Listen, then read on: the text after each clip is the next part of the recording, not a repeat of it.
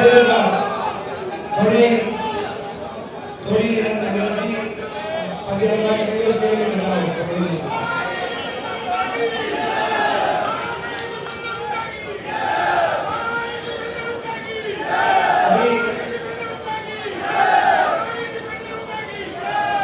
थोड़ी एनर्जी बचाओ।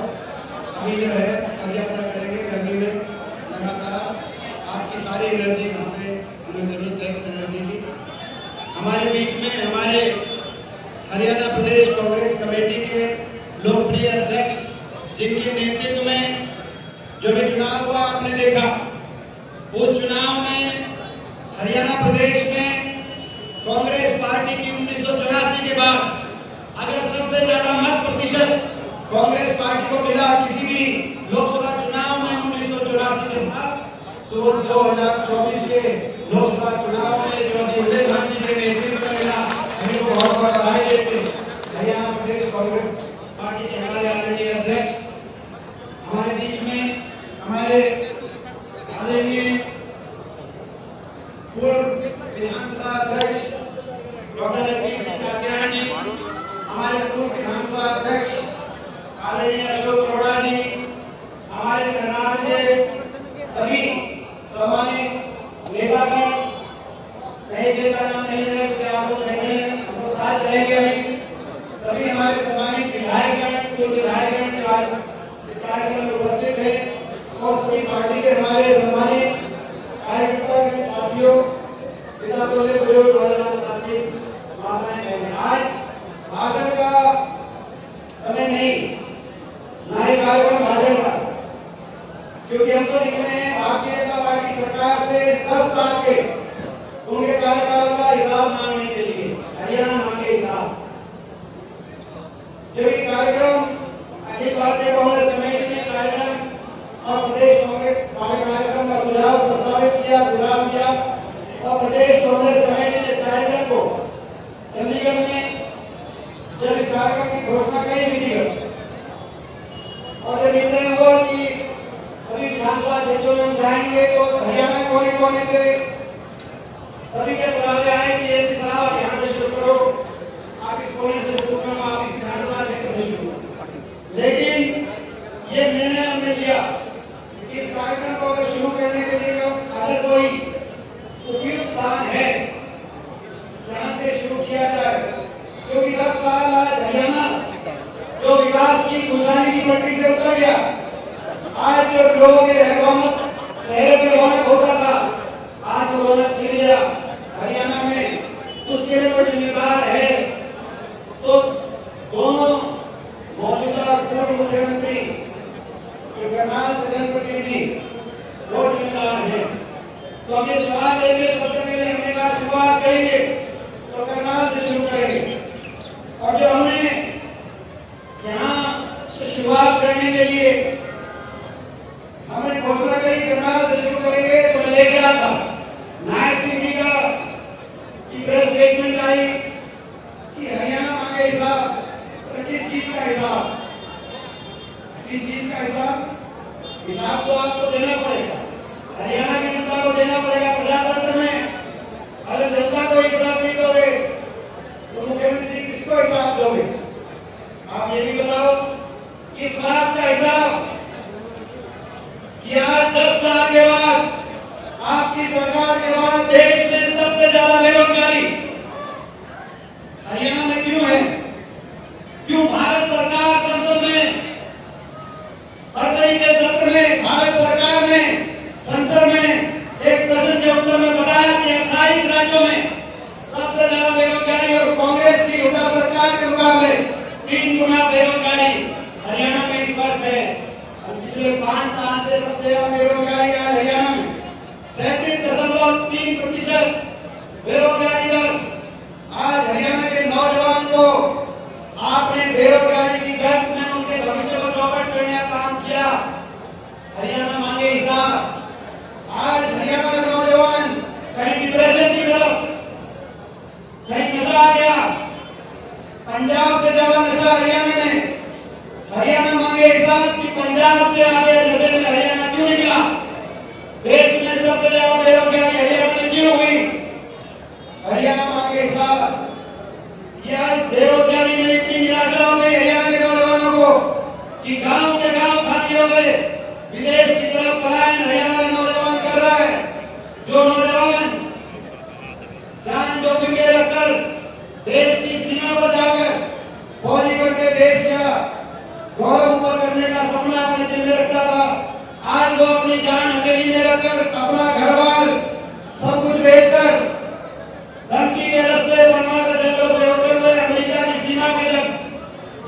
अमेरिका में घुसता है तो आगे छूटते हैं गाँव में।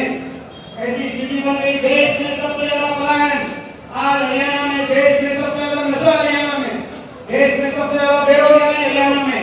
ऐसा आपने हरियाणा मंदिर बना दिया हरियाणा के नौजवानों के लिए, तो हिसाब को इनसे पूछना पड़ेगा नहीं पूछना पड़ेगा, हिसाब इनसे लेना पड़ेगा। हरियाणा मांगे हिसाब कि देश में सबसे ज्यादा अपराध चल रहा हरियाणा में क्यों है। कल गृह मंत्री आ रहे हैं, कल केंद्रीय गृह मंत्री अमित शाह आ रहे हरियाणा में महेंद्रगढ़ में।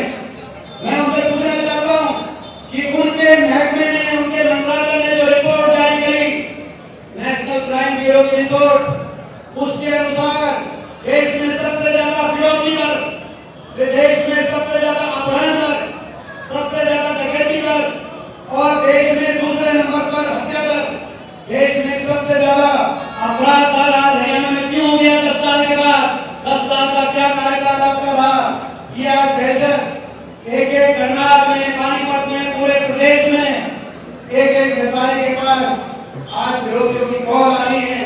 जब चौटाला शासन देखा हमने, चौटाला राज, उस समय भी कानून व्यवस्था का दीवार नहीं लगा हुआ था, लेकिन उस समय विरोधियों की कॉल आती थी जेलों से। अब विरोधियों की कॉल आ रही है जेलों से, कहीं विदेशों से, कहीं सड़कों से, कहीं मोटरसाइकिलों से, कहीं गाड़ियों से। आज ऐसी स्थिति बन गई हरियाणा के अंदर। हरियाणा मांगे जवाब।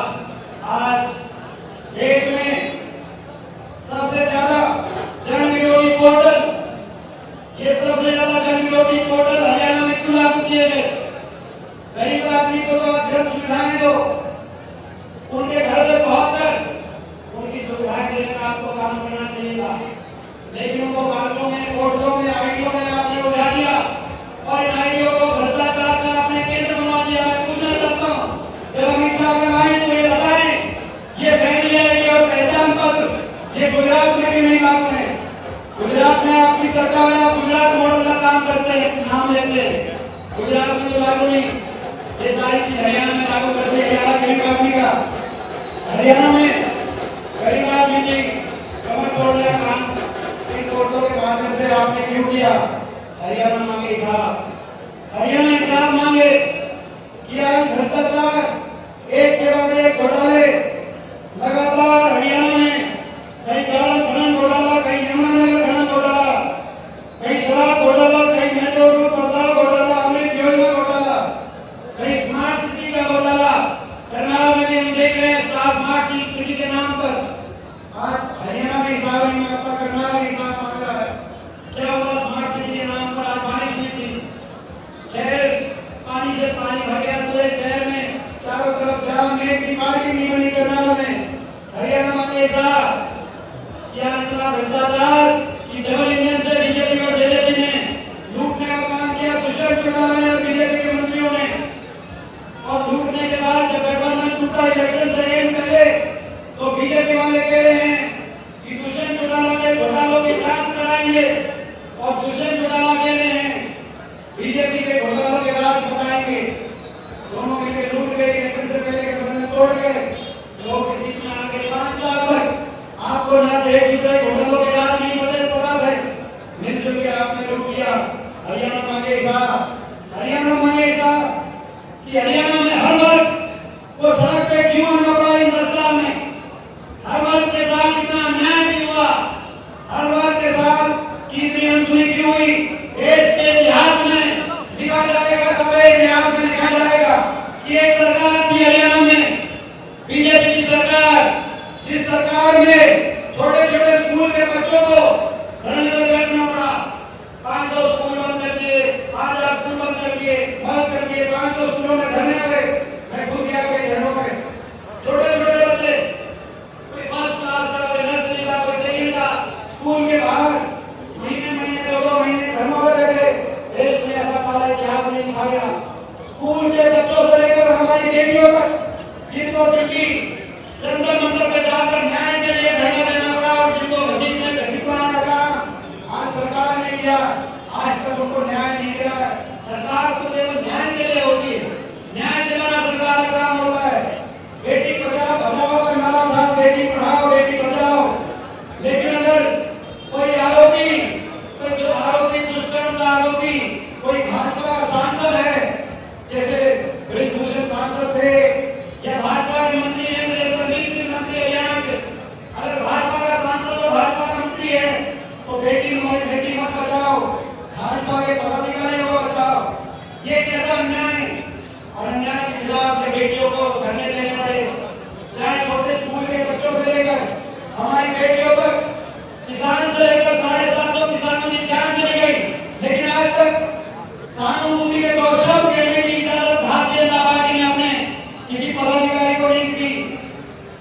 किसान से लेकर कर्मचारियों तक, कर्मचारियों से लेकर सरपंचों तक, कौन सा ऐसा वर्ग है आरटीओ से लेकर सफाई कर्मचारियों तक, आशा वर्करों, आशा आंगनबाड़ी तक, जिन पे लाठियां फेंकी सारी सरकार ने। ऐसी कैसी अन्यायी सरकार, ऐसी कैसी सरकार, ऐसी इतनी बड़ी क्या सुनी। प्रजातंत्र में तो लोगों के विश्वास से सरकार चलती है, लोगों के मान सम्मान से सरकार चलती है, लेकिन 10 साल तक हर वर्ग को आपने सड़क पे घसीटा और हर वर्ग को की अन्याय की मांग का जवाब आपने लाठियों से देने का काम किया। इसीलिए हरियाणा मांगे हिसाब, हरियाणा मांगे हिसाब। इस सरकार में हमारे दलित और पिछड़े भाइयों का ये अधिकारों को आपने क्यों छीनने का काम किया। आपने देखा गरीब आदमी की सारी स्कीम खत्म कर दी। सबसे पहले इन्होंने 100 गज के प्लॉट की स्कीम आते ही खत्म कर दी। बड़ी की स्कीम को इन्होंने लगभग खत्म करने का काम किया और उसके पानी की पीने की टंकी टूटी, इस स्कीम को इन्होंने खत्म करने का काम किया। और आपने देखा सरकारी पद, सरकारी नौकरी बैकडोर से या तो समाप्त की गई इनकी सरकार में, या खाली पड़ी है, और या उलझावी, और या कच्चों में अच्छी भर्ती, कौशल निगम, हरियाणा कौशल निगम अच्छी भर्ती, शोषण किया जा रहा है हरियाणा के नौजवान का। अमीमत योजना फौज की भर्ती भी कच्ची हो गई। हरियाणा मांगे हिसाब, तो हरियाणा हिसाब मांग रहा है, तो हरियाणा हिसाब मांग रहे, सरकार से नहीं मांगेंगे, किससे मांगेंगे? मैं आप सबसे पूछना चाहता हूँ, हिसाब मांगेंगे सरकार से? 10 साल हरियाणा के लिए दुर्दशा क्यों हुई? इस बात का हिसाब ये इस सरकार से मांगने के नहीं लेंगे। और भाई हिसाब भी मांगेंगे, और ये बात सही है, ये रास्ता है हरियाणा में, तो कांग्रेस पार्टी से रास्ता है। हरियाणा में अगर हालात बदलेंगे तो हाथ बदलेगा हालात। हरियाणा मांगे हिसाब और कांग्रेस से ही है ये है, तो ये हिसाब भी मांगेंगे, हिसाब भी मांगेंगे। और भाई कांग्रेस पार्टी आज देश में सबसे ज्यादा, जैसा कि कहा प्रदेश अध्यक्ष जी ने, देश में सबसे ज्यादा वोट पूरे 28 के 28 राज्यों में किसी एक जिला, एक प्रदेश में 28 राज्यों में सबसे ज्यादा वोट प्रतिशत अगर विपक्ष को दिया तो इस लोकसभा चुनाव में 47.6% मत बीजेपी से भी ज्यादा, बीजेपी से 2% ज्यादा मत हरियाणा में कांग्रेस पार्टी को मिला। और जिन खोल के आपने आशीर्वाद दिया, लेकिन अब ये 3 महीने के बाद ये विधानसभा चुनाव है, इस आशीर्वाद को हम निष्कर्ष तक लेके जाए। हरियाणा में बदलाव आए, परिवर्तन हो, हर वर्ग खुशहाल हो, इसकी लड़ाई हमें करनी है। उस लड़ाई के लिए आप सब यहाँ पहुंचे हैं। अभी हम चलेंगे, अपनी पदयात्रा प्रारंभ करेंगे। मैं आप सबसे पूछना चाहता हूँ, इस लड़ाई में, संघर्ष में आप सबका आशीर्वाद हो तो एक बार हाथ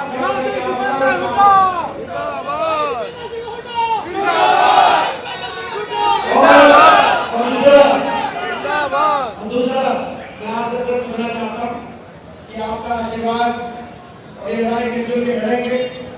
आपको हमको मिलकर लड़ी कांग्रेस का जो कार्यक्रम ये दिया गया है, ये केवल कार्यक्रम से पदयात्रा ही नहीं है, हर कार्यकर्ता को डोर टू डोर प्रोग्राम के माध्यम से, मैं तो आज यहाँ तक के करता विधानसभा से नहीं, विधानसभा में चला जाऊंगा, हर घर में आपको पहुंचना, हर घर में कांग्रेस के नेता भी पहुंचे, कांग्रेस के कार्यकर्ता भी पहुंचे, हर घर में आप पहुंचना।